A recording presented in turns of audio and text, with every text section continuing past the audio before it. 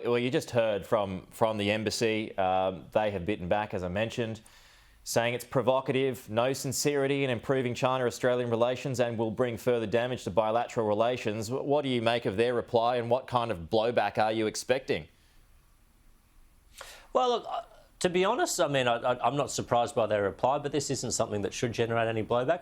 I looked at President Xi Jinping's speech overnight at the Boao Forum, which is on Hainan Island. It's the sort of Asian Davos, and he made quite a strong speech in defence of internationalism, but he also warned countries against bossing others around or meddling in others' internal affairs. Well, this is supremely an internal affair for Australia, and just as China would be within their rights, the national government in Beijing, if one of their provinces was going around cutting arrangements with another country that Beijing did not support or approve, Australia is entirely within our sovereign rights to do this. This is about the sovereign equality of nations, and any nation that believes in that and believes in respecting the sovereignty and independence of another nation should respect the decisions Australia has taken here. So is Australia within its sovereign rights to tear up the Port of Darwin deal?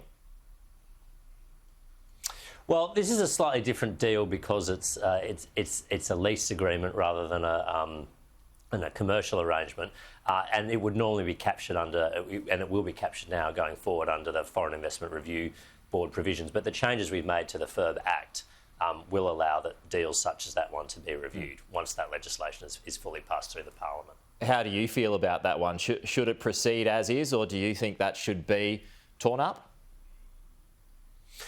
Look, I think it needs some further scrutiny. I mean, I'm not intimately familiar with the deal myself. I think it was certainly struck at a different time, and it was struck by an entity that doesn't necessarily isn't conscious of the full gamut of Commonwealth national security interests. So you wouldn't expect them to be aware of some of these things. So I think it deserves a higher level of scrutiny, and I think the changes we've made to the Foreign Investment Review Act will allow us to give it just that.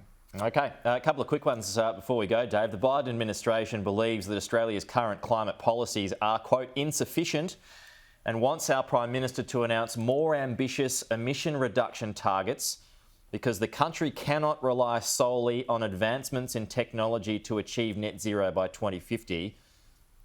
What do you make of that intervention, those comments from the Biden administration overnight? Well, look, I'd just say they're it's from a background briefing from an unnamed official within the Biden administration. Yep. I don't know who it is exactly, and I haven't read the full transcript of those remarks. But I do know that the Prime Minister has had a number of productive conversations with President Biden over this. I know that Angus Taylor has had a number of productive conversations with John Kerry, the US Special Climate Envoy, on this. And I know that Australia's actually got a good track record. I mean, if you're looking across the OECD, from 2005 to 2020 to this year, our emissions have actually gone down 19%. The United States have gone down 10%. Countries like Canada have gone down less than 1%. New Zealand less than 1%. So we are proud, I think, of our record of delivery here. And this is ultimately how we're going to get to a net zero world. It's not countries making commitments that they then fail to meet. It's countries actually delivering on those commitments. And I think Australia's got a good track record to sell there. Well, OK. Well, what about China and its pledge to go to net zero by 2060? I mean, are they getting a leave pass?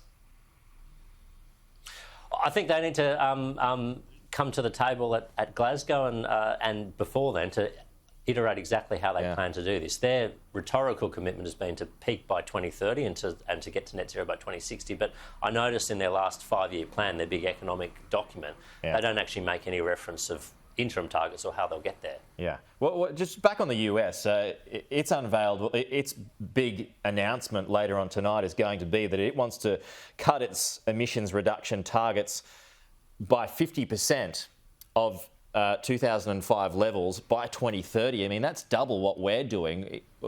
Are we not doing enough? Well, look, firstly, I'd say I've seen that media report, and if that is indeed the case, I'd welcome that. I mean, the United States is the second largest emitter in the world.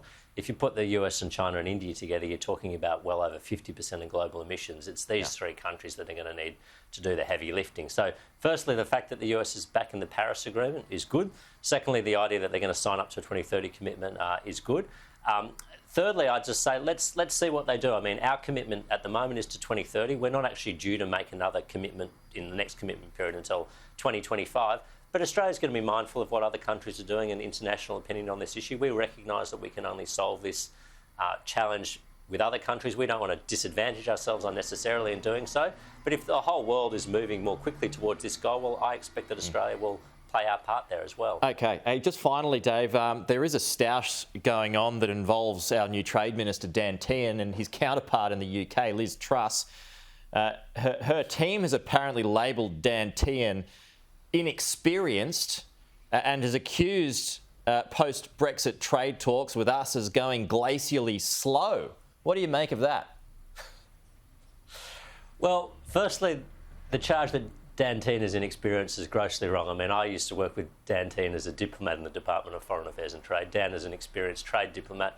He worked for Mark Vaile, our trade minister, for a number of years, including on our Australia-US FTA agreement. So Dan is vastly experienced in this portfolio, and he'll be a great trade minister. The other thing I'd say is, look, you know, it's been 50 years, I know, since the United Kingdom has negotiated a free trade agreement, not since they entered Europe in 1972. So they're pretty new to these sorts of things. But this isn't the way you conduct negotiations, by briefing against your counterpart in public. You're much better off having frank and fulsome and forthright discussions in private, but you know, using a megaphone to try and conduct them or shame your counterpart it's amateurish.